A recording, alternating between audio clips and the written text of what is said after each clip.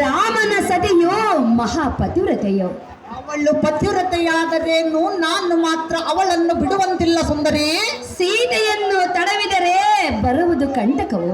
ಅವನ ಗಂಡನಾದ ರಾಮನ ಎನ್ನ ತಂಗಿಯಾದ ಶೂರ್ಪನಖಿಯ ಅವಮಾನವನ್ನು ಮಾಡಿರುವನ ಸುಂದರಿ.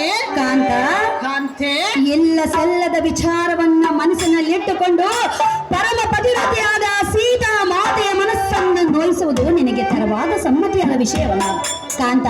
ಕಾಂತೆ, ಸತಿಯಳ ಮಾತಿಗೆ ಹೋಗಟ್ಟು ಈ ನಿನ್ನ ಪಂಥವನ್ನು ಬಿಟ್ಟು ಅರಮಂಗಲಕ್ಕೆ ಬಾ ಎಂದು ಬೇಡಿಕೊಳ್ಳುವೆನು ಪ್ರಾಣೇಶ. ತ್ಯಜಿಸು ನಿನ್ನ ಮನದೊಳಗಿರುವ ಆವೇಶ.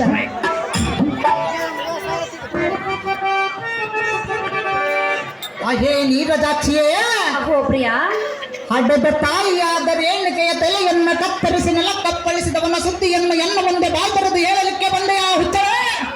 ಹೆಚ್ಚಿಗೆ ಹೇಳಬೇಡ.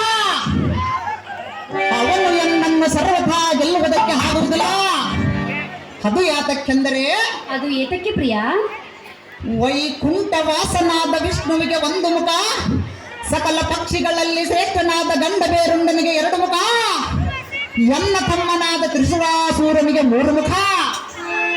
ಅಹೇ ಕಾಂತೆ,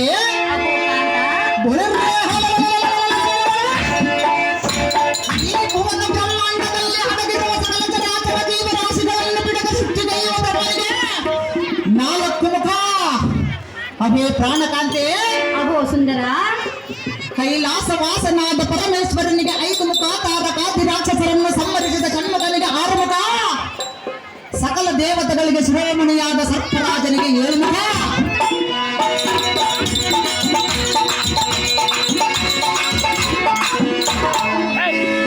ಹೇ ಕಾಂತೆ, ಅಹೋ ಕಾಂತ, ದುಷ್ಟರನ್ನು ನಷ್ಟಗೊಳಿಸುವ ದುರ್ಗಾದೇವಿಗೆ ಎಂಟು ಮುಖ, ನಿಮ್ಮ ಜ್ಯೋತಿಷ್ಯ ಶಾಸ್ತ್ರಗಳಲ್ಲಿ ಮೊದಲಾದ ನವಗ್ರಹಗಳಿಗೆ 9 ಮುಖ.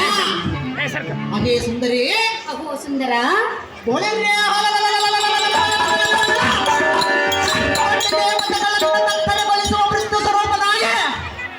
ಈ ದಶಕಂಠ ರಾವಣಾಸೂರನಿಗೆ 10 ಮುಖ. ಬಲಾಢ್ಯರಲ್ಲಿ ಹತಬಲಾಢ್ಯನಾಗಿರುವ ಎನ್ನ ಮುಂದೆ ಬೇರೆಯವರ ಪುರುಷನ ಪರಾಕ್ರಮವನ್ನು ಹೊಗಳುವೆ ಆ ಸುಂದರಿ.